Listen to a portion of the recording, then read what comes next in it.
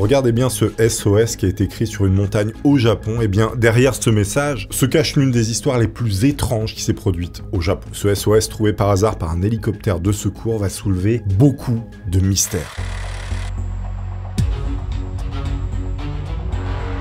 Il faut savoir que le mont Asashidei, qui est au niveau de la région d'Hokkaido, c'est le plus haut de la région. Il culmine à environ 2291 mètres de hauteur. A noter que c'est un volcan actif qui fait partie du parc national de Daise-Tuzan. Évidemment, dans cet endroit, il y a énormément de randonneurs et d'amoureux de la nature qui viennent s'y retrouver. Il y a plusieurs sentiers de randonnée qui permettent de découvrir ces paysages volcaniques absolument incroyables. Vous avez même des champs de lave et des forêts alpines. Donc c'est vraiment le paradis pour qui veut découvrir la nature. Sauf que le 24 juillet 89, il y a un hélicoptère qui va survoler cet endroit. C'est un hélicoptère de la police qui a décollé pour aller secourir 2 randonneurs qui étaient portés disparus depuis quelques jours au mont Asashidei. La zone de recherche, elle est extrêmement vaste, due au fait que les 2 hommes se soient énormément écartés de leur itinéraire initial. Et c'est juste au moment où le soleil va se coucher que les sauveteurs qui sont dans l'hélicoptère, ils vont voir quelque chose de très bizarre. Ils vont apercevoir juste au sud du mont un énorme SOS formé de 19 tronçons de bois sur une clairière. Cet appel à l'aide, il est impressionnant parce qu'il mesure jusqu'à 4,5 mètres de haut et 3 mètres de large. Pour les sauveteurs, c'est évident, c'est les randonneurs qui ont fait ça, ceux qui sont perdus, voilà, ils ont écrit un SOS pour qu'ils soient retrouvés. Et c'est plutôt quelque chose de bien parce que les secourir sans avoir ce SOS aurait été quasiment impossible vu la taille de la zone. Sauf que voilà, il va se passer quelque chose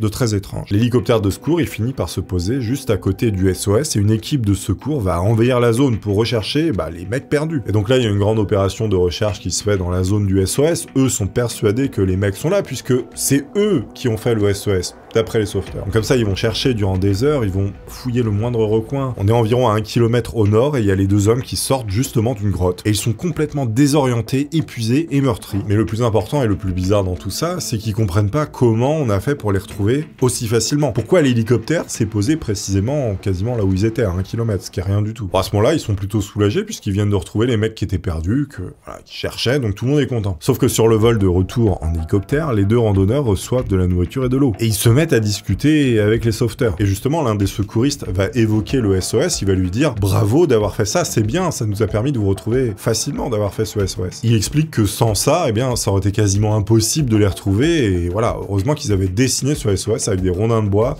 énorme. Là, les 2 randonneurs, ils vont pas comprendre, ils vont se regarder complètement perplexes, ils se disent « Mais qu'est-ce qu'il raconte le mec? On n'a jamais fait ça ?» Justement, l'un des randonneurs perdus va répondre « Mais quel SOS? De quoi tu parles ?» Et cette réaction inattendue dans l'hélicoptère, elle va jeter un froid sur toute l'équipe. Et toujours au-dessus de la zone, il y a un sauveteur qui pointe du doigt l'emplacement en question et montre aux 2 randonneurs le fameux SOS dessiné sur la montagne. Et il montre du doigt à travers la fenêtre de l'hélicoptère en disant « Ce SOS, regardez, c'est vous qui avez fait ça !» Les randonneurs vont répondre qu'ils n'ont aucune idée de quoi ils parlent, et ils regardent à travers le hublot. Et ils répondront « Ce n'est pas nous qui avons construit ce signe ». Là, à ce moment-là, le visage de tout le monde va se crisper dans l'hélicoptère. Et donc, c'est plutôt miraculeux qu'ils se soient égarés si près de ce signal de détresse déjà en place, comme ils diront. Mais surtout, s'ils n'ont pas créé ce SOS, qui l'a fait? Eh bien, il semble évident que quelqu'un d'autre se soit perdu là-bas. Cette idée va surprendre tout le monde, laissant place à un sentiment croissant d'inquiétude. Qui est cette personne en détresse qui aura écrit ce message et pourquoi les secouristes n'ont-ils pas été informés de la présence d'autres randonneurs paumés dans la région? Ce coup de chance incroyable, il a sauvé 2 mecs en détresse, mais il y en a d'autres qui pourraient être en danger encore.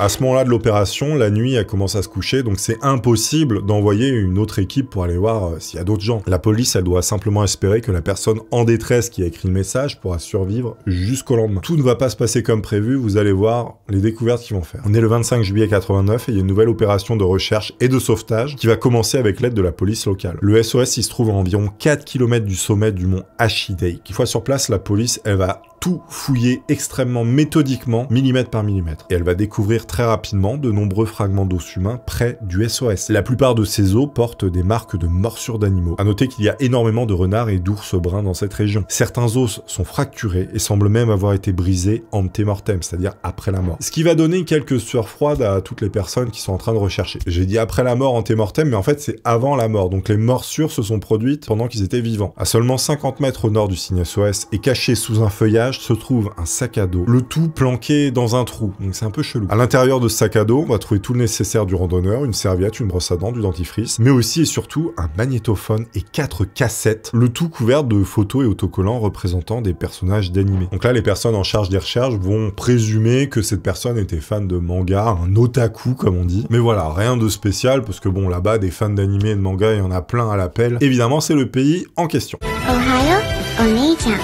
À noter que l'une des cassettes contient même la chanson thème d'une série animée populaire des années 80, Magical Princess Minky Momo. Je ne connais pas du tout. Est-ce que vous connaissez, vous qui êtes des aficionados de tout ça? Et fait intriguant, cet anime, il est considéré comme maudit, parce que plusieurs catastrophes naturelles comme des tremblements de terre et autres phénomènes ont coïncidé avec la diffusion d'épisodes contenant cette musique sur les chaînes de télévision nationales. Donc il y a une sorte de mythe un peu autour de ce truc-là, que je ne connaissais pas, peut-être que vous connaissez. On est maintenant le 30 juillet 89 et il y a un journaliste captivé par cette affaire qui s'appelle Koyo Aburatini qui va se rendre sur place et qui va découvrir d'autres objets dissimulés, cette fois-ci dans le trou d'un arbre. Et à l'intérieur, il va découvrir 2 caméras, un ordinateur portable ainsi qu'un permis de conduire au nom de Kenji, non pas Jirak mais Iwamura. Kenji, c'était un employé du bureau de Conan dans la préfecture d'Aichi. Il a disparu 5 ans plus tôt, le 10 juillet 84, après être parti en randonnée dans cette région. L'alerte, elle avait été donnée une semaine plus tard lorsqu'il ne s'était pas présenté à son travail. À l'époque, la police, elle l'avait recherché, mais il s'était tout simplement volatilisé sans laisser aucune trace. Des fois, ça arrive. En parallèle, les os qui ont été retrouvés sur place vont être autopsiés dans une université de médecine dans une ville à côté. Et là, la police, elle se dit, bon, c'est facile, lui, il a disparu il y a 5 ans, on a retrouvé ses affaires, ses os, c'est lui. Sauf qu'évidemment, les résultats vont tomber, les os ne sont pas ceux d'un homme, mais plutôt ceux d'une femme âgée, entre 20 et 40 ans, appartenant à un groupe sanguin O. C'est à ce moment-là que la police d'Hokkaido va comprendre que cette affaire, elle dépasse la simple affaire de randonneurs qui se sont perdus et qui sont morts dans la nature. C'est à ce moment-là que va se passer un truc absolument incroyable. Les enquêteurs, ils vont décider d'écouter les cassettes qu'ils n'avaient pas écoutées encore pour l'instant. Et sur l'une des cassettes, il y a un enregistrement qui va littéralement leur glacer le sang. Il y a un jeune homme en détresse qui crie pendant 2 minutes et 17 secondes. Et vous avez seulement 16 secondes qui vont être rendues publiques.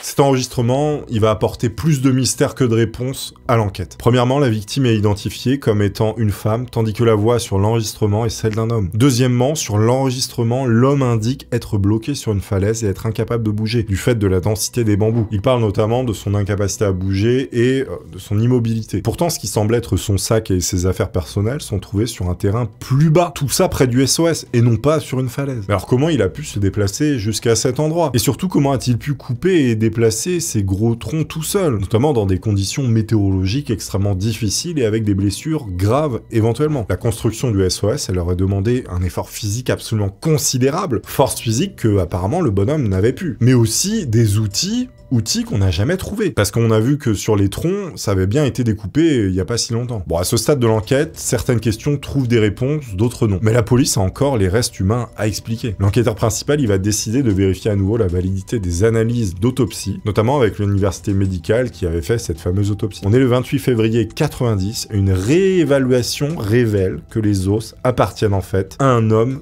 de groupe sanguin A, et non à une femme du groupe sanguin O. Autant vous dire que les enquêteurs avaient fait une erreur énorme, du moins les médecins légistes. Comment tu peux te tromper de groupe sanguin dans les années 90? Bon, c'était peut-être pas aussi au point que maintenant, mais quand même. Évidemment, pour leur défense, on est dans les années 90, donc déjà la technologie est moins avancée. Et en plus, c'est des analyses qu'ils ont faites sur des os qui étaient complètement séchés, donc c'était un peu plus compliqué. C'est pour ça qu'il peut y avoir des erreurs qu'ils ont commises. Donc on est bien en présence des os du bonhomme, très probablement. Sauf qu'il y a encore beaucoup de questions qui vont persister.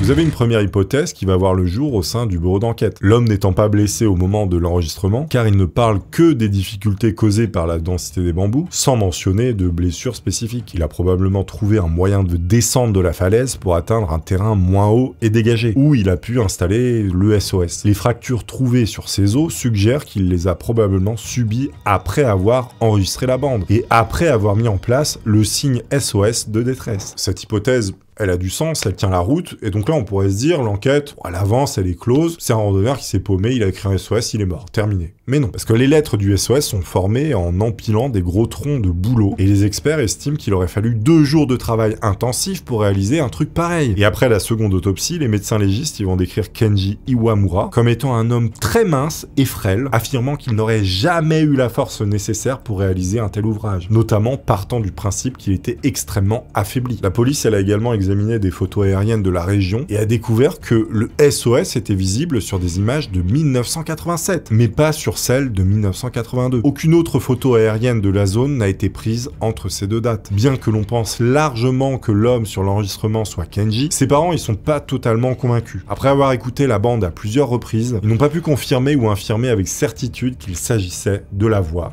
de leur fils. À noter que l'enregistrement, comme vous avez pu l'entendre, il est plutôt médiocre, donc c'est compliqué de valider quelque chose à 100%. Les lecteurs de cassettes peuvent également déformer les voix, surtout lorsque l'on crie dans l'enregistrement, ce qui rend le son plus lourd et moins clair, comme c'était le cas avec le cri de Kenji. Vous avez également des gens qui envisagent que Kenji, il a accidentellement laissé l'enregistreur allumé, mettant sur bande ses derniers appels à l'aide. Alors qu'est-il vraiment arrivé à ce pauvre garçon? Le rasoir d'Occam, c'est un principe qui dit que parmi toutes les explications possibles pour un phénomène, celle qui est la plus simple et qui produit le moins d'hypothèses est généralement la meilleure. Autrement dit, il vaut mieux choisir l'explication la plus rapide, la plus simple et la moins complexe. C'est souvent la vraie. Et dans ce cas présent, voici finalement comment tout ça se serait déroulé. Kenji Iwamura commence sa randonnée depuis l'auberge et emprunte le sentier du mont Asashi Deck. En raison de la météo, il est possible qu'il y ait eu peu de randonneurs sur le sentier. Il va quand même poursuivre son chemin, montant toujours plus haut, jusqu'à ce que le ciel s'assombrisse et que la brume envahisse complètement la montagne et il n'y voit plus rien. Il pense avoir atteint le rocher appelé le rocher sûr, qui aide les randonneurs à rester sur la bonne voie. Sauf que voilà, il va se tromper et il confond ce rocher avec un autre qui lui ressemble. Il prend alors un virage à droite, ce qui l'emmène vers le sud. Et à mesure que la journée avance, il va commencer à paniquer, se voyant complètement perdu au milieu de la montagne. Il ne reconnaît aucun chemin qu'il a emprunté. Et là, il y a une forme de panique en fait qui va monter en lui parce que il sait plus où il est complètement perdu. Il n'y a pas de GPS à l'époque. Complètement désorienté et n'ayant d'autre choix que de suivre un semblant de sentier, il se demande s'il retourne au camp et fait marche arrière, ou s'il tente de trouver des villes en avançant vers l'avant. Les heures elles vont passer et il panique de plus en plus et il commence à crier à l'aide espérant que quelqu'un l'entende. À ce moment-là, il va sortir son Walkman Sony pour enregistrer un message de détresse lorsqu'il se trouve bloqué en haut d'une falaise. Puis en descendant, il va se casser les os. Alors qu'il continue d'avancer malgré ses blessures extrêmement graves, il va réussir à traverser la rivière Shubetsu avant d'atteindre sa destination finale, cette fameuse clairière où il aurait potentiellement écrit ce message SOS. Bon, en apparence, cette histoire, cette hypothèse, elle a du sens. On se dit c'est bon, c'est plié, il est mort comme ça. Sauf qu'en examinant les détails plus minutieusement, l'histoire, eh bien, elle se craquelle. Les seules falaises à proximité se trouvent en très haute altitude sur la montagne. Et si Kenji fait référence à l'une d'elles dans son enregistrement, en supposant toujours que ce soit bien lui qui parle, eh bien ça signifie qu'il est parvenu à descendre jusqu'à la clairière avec des os cassés et une douleur extrême, ce qui est tout simplement impossible. Par la suite, et même en supposant qu'il ait eu tous les outils nécessaires avec lui, construire ce fameux signe SOS vu sa taille, son gabarit et son manque d'énergie aurait été tout simplement impossible. Donc là encore, cette hypothèse,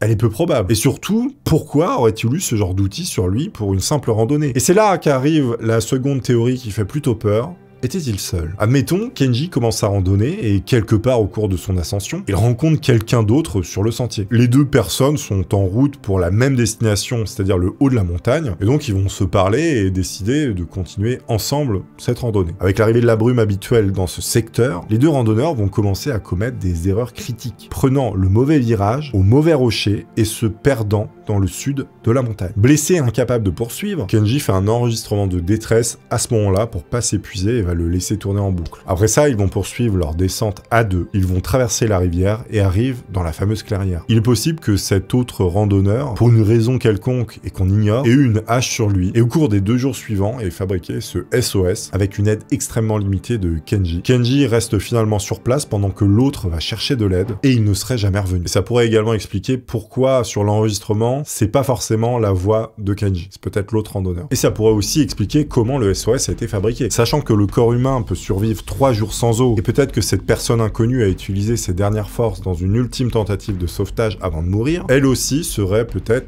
quelque part dans la montagne, encore aujourd'hui. Bon, vous aurez compris, cette affaire, elle soulève énormément de questions. Il y en a qui disent qu'un crâne aurait été découvert dans le sac à dos qui a été trouvé. D'autres disent que c'est pas vrai, donc ça, on a du mal à avoir l'information, c'est un peu bizarre. Ça reste l'une des histoires les plus mystérieuses qui s'est passée au Japon. J'espère que vous aurez apprécié. Pensez à vous abonner, laissez des pouces comme d'habitude. Merci à tous, merci infiniment. On se revoit dans une prochaine vidéo. À très vite chez Tony. Au revoir.